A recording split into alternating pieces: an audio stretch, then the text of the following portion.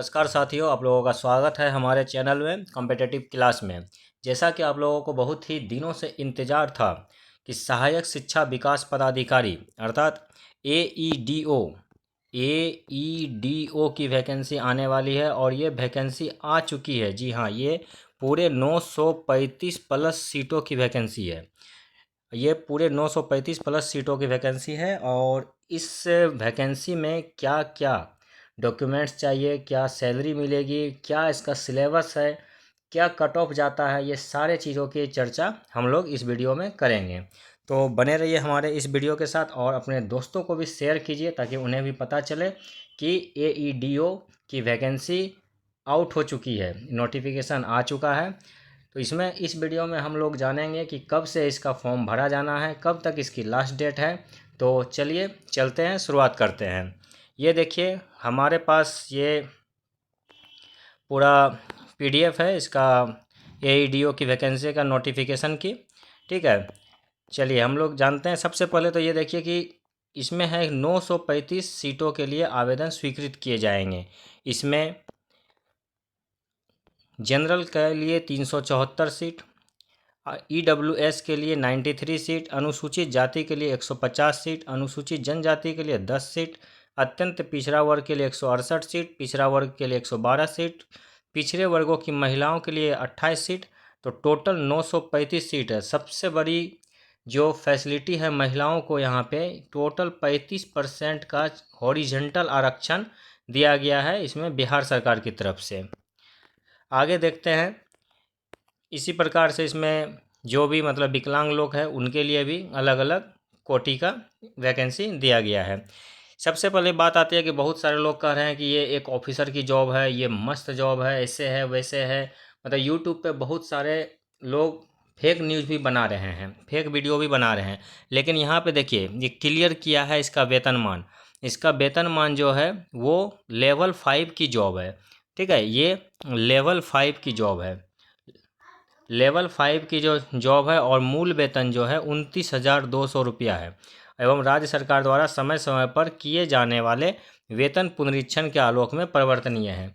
तो लेवल 5 का मतलब यहाँ पे हुआ कि ये दरोगा से एक पोस्ट नीचे है।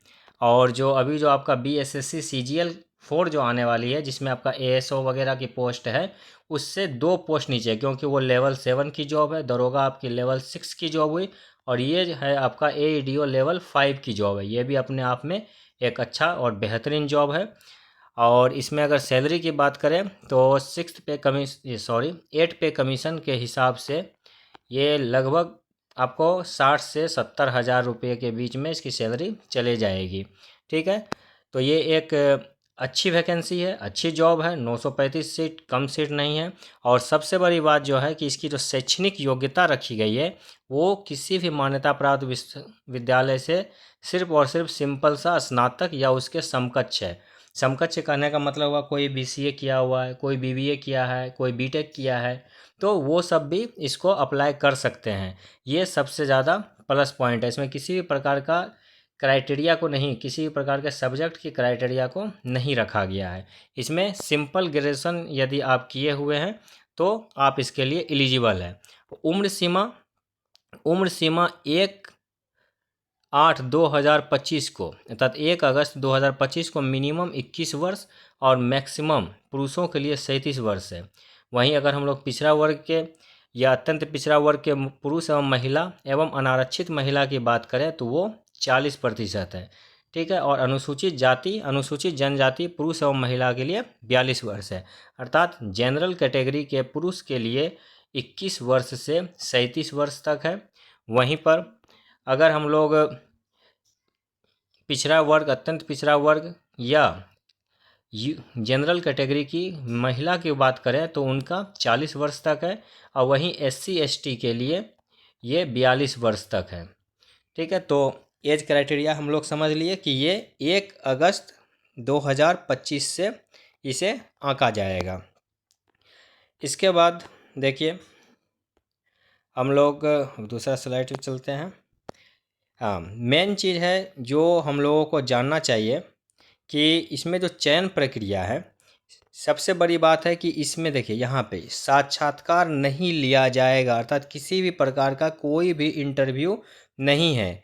और साथ ही साथ विज्ञापित पदों के विरुद्ध नियुक्ति हेतु सुयोग्य उम्मीदवारों के चयन के लिए लिखित परीक्षा का आयोजन किया जाएगा, अर्थात इसमें एक ही परीक्षा होगी। इसमें ऐसा नहीं कि पीटी के बाद मेंस, मेंस के बाद इंटरव्यू, अगर ये बीपीएससी है तो ऐसा होगा क्या, नहीं। इसमें ना तो मेंस है ना ही इंटरव्यू है, सिर्फ और सिर्फ एक सिंगल फेज एग्ज़ाम है, वो है प्री एग्ज़ाम है, और वो भी सारा का सारा ऑब्जेक्टिव बेस रहेगा। ठीक है, अब इसका हम लोग सिलेबस देख लेते हैं कि क्या क्या मतलब कैसा कैसा क्वेश्चन इसमें पूछा जाने की संभावना है, मतलब किस किस सब्जेक्ट से कितना कितना रहेगा, किसका कितना वेटेज है। तो इसमें देखिए 3 सब्जेक्ट होने वाले हैं। पहला है सामान्य भाषा, जिसमें 2 रहेंगे, आपका सामान्य इंग्लिश और सामान्य हिंदी। ये आपका ऑब्जेक्टिव टाइप 100 क्वेश्चन रहेंगे, और इसकी अवधि जो आपको मिलेगी वो 2 घंटा की मिलेगी। टोटल मार्क्स 100 नंबर का हो गया। इसमें जो है आपको 30% नंबर सिर्फ लाना है और पास हो जाना है। अर्थात अगर हम लोग इंग्लिश की बात करें तो 30 अंक का इंग्लिश पूछा जाएगा, जिसमें कम से कम 9 प्लस नंबर भी आपको आ गया तो आप पास हैं। वहीं अगर सामान्य हिंदी की बात करें तो 70 अंक का है, इसमें अगर 21 प्लस नंबर भी आपको आ गया तो आप पास हो जाते हैं। ये सिर्फ क्वालिफाइंग नेचर का है। और समय भी देखिए आपके पास बहुत ज़्यादा है, 2 घंटे का समय है और 100 क्वेश्चन है। 100 क्वेश्चन में इंग्लिश में आपको 9 प्लस नंबर लाना है और हिंदी में आपको 21 प्लस नंबर लाना है, बस। तो ये इजी है, उतना टेंशन नहीं है। ये लास्ट में आराम से पढ़ा जाएगा, 1 से 2 सप्ताह 15 दिन पढ़िएगा, आराम से पास हो जाइएगा। ठीक है, इसके बाद जो दूसरा सब्जेक्ट है वो है आपका सामान्य अध्ययन। ये आपका ऑब्जेक्टिव टाइप रहेगा, ये भी 100 क्वेश्चन रहेंगे और 2 घंटा का समय रहेगा, 100 मार्क्स के रहेंगे। तो देखिए एक्चुअली क्या है कि सामान्य अध्ययन में भी उतना ज़्यादा टेंशन है नहीं, क्योंकि अगर मान के चलिए कि 100 क्वेश्चन पूछा जाएगा तो इसमें जो पढ़ने वाले स्टूडेंट है आराम से 60 से 65 तो ज़रूर बना देंगे, और 75 या 80 से ज़्यादा कोई भी जीके का धुरंधर हो 99% चांस रहता है वो नहीं बना पाते हैं, क्योंकि क्वेश्चन का पैटर्न ही ऐसा सेट किया जाता है। कोई आसान क्वेश्चन भी नहीं रहता है कि 100 का 100 बना दिया जाए। ठीक है, तो सामान्य अध्ययन जो रहेगा वो आपका 100 क्वेश्चन रहेगा और समय आपके पास 2 घंटा है। मेन जो टेंशन वाली बात है, मेन जो मतलब रिजल्ट देने वाली बात है, वो है आपका सामान्य योग्यता, जो तीसरा सब्जेक्ट है। इसमें आपको मैथ और रीजनिंग, ये 2 सब्जेक्ट रहेगा, मैथ प्लस रीजनिंग, ये 2 सब्जेक्ट आपका इसमें रहने वाला है। इसमें भी देखिए ये भी ऑब्जेक्टिव क्वेश्चन है, 100 क्वेश्चन रहेगा, लेकिन समय आपके पास वही सेम 2 घंटा का समय है। अर्थात आपको एक क्वेश्चन के लिए 1 मिनट से कुछ ही ज़्यादा समय मिलेगा और उसी में आपको कवर करना है। तो ये मैथ और रीजनिंग एक चैलेंजिंग है, क्योंकि जिसका मैथ रीजनिंग बहुत अच्छा होता है इसमें ज़्यादा से ज़्यादा चांस है कि 100 में 100 भी लाने का चांस रहता है।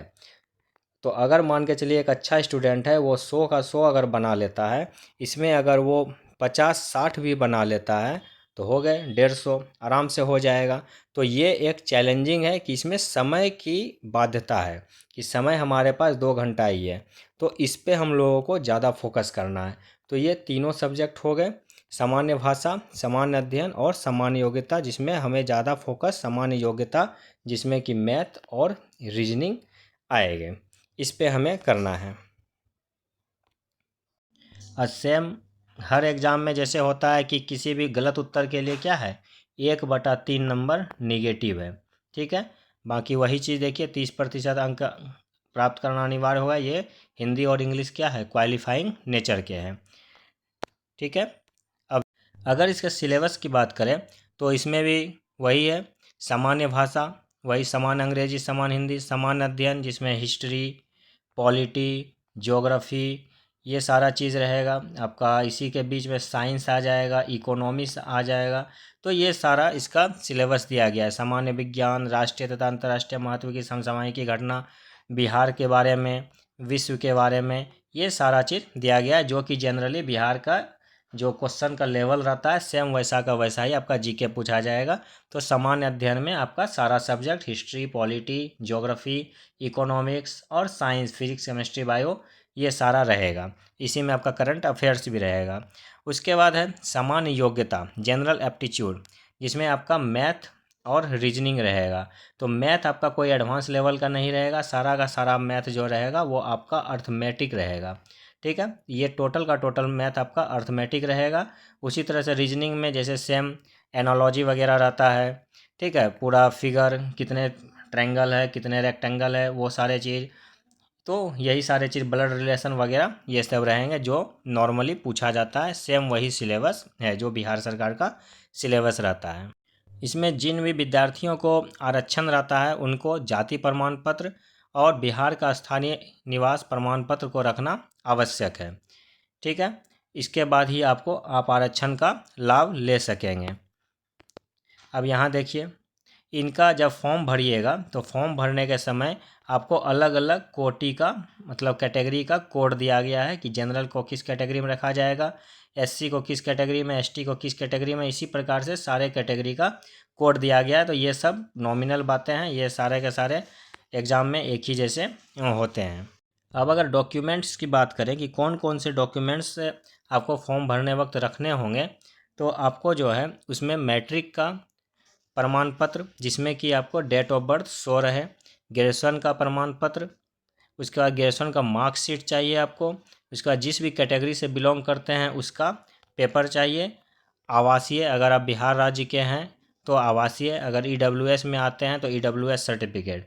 तो इसमें हमें मैट्रिक के का मार्कशीट, ग्रेजुएशन का मार्कशीट, उसके बाद ग्रेजुएशन का सर्टिफिकेट, उसके बाद जिस भी कैटेगरी से आप आते हैं वो कैटेगरी का सर्टिफिकेट, उसके बाद बिहार का आवासीय यदि आप बिहार से हैं तो, और ईडब्ल्यूएस कैटेगरी में यदि आप आते हैं तो ईडब्ल्यूएस का डॉक्यूमेंट्स आपको रखना होगा फॉर्म को फिलअप।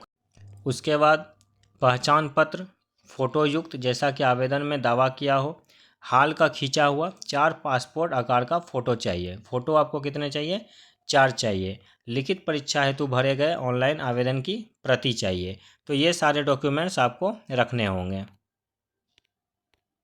यहाँ पर आपको ऑनलाइन आवेदन कैसे भरना है इसकी प्रक्रिया बताई गई है, तो इसके लिए आप लोग टेंशन मत लीजिए। जब इसका लिंक एक्टिवेट होगा उस समय मैं कैसे कैसे फॉर्म भरा जाना है स्टेप बाय स्टेप आप लोगों को जानकारी दूंगा, तो इसलिए इसके बारे में अभी आप लोग उतना टेंशन मत लीजिए। आगे देखिए क्या है। अब देखिए यहाँ पर जो शुल्क की बात है कि इसका एग्ज़ाम का फ़ी कितना लगेगा, तो मात्र 100 रुपये है।